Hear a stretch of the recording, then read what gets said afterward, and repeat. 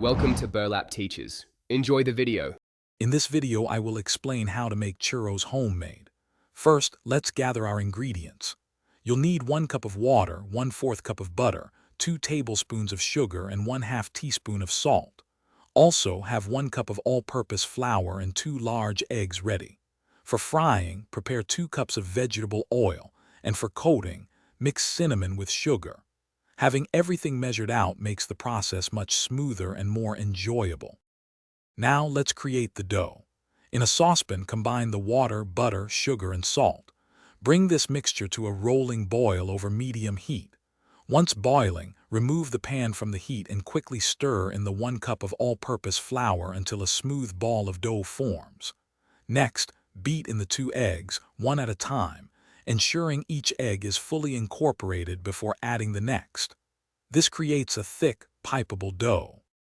It's time to fry our churros. Heat about 2 inches of vegetable oil in a deep pan or Dutch oven to 375 degrees Fahrenheit.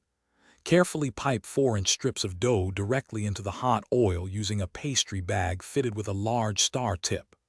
Fry the churros for about 2 to 3 minutes per side, or until they are beautifully golden brown and crispy. Remove them, drain excess oil, and immediately toss them in your cinnamon sugar mixture. Serve your warm churros immediately with a rich chocolate dipping sauce or a scoop of vanilla ice cream. They are best enjoyed fresh, so gather your friends and family to share this delightful treat.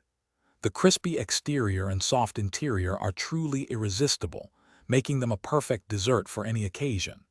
Before you go, remember to check the description below for a link to a fantastic book that can truly change how you think about money, along with other great deals. It's a valuable resource for anyone looking to improve their financial well-being. We hope you enjoy your delicious homemade churros. Thanks for watching. Consider subscribing if this video helped you.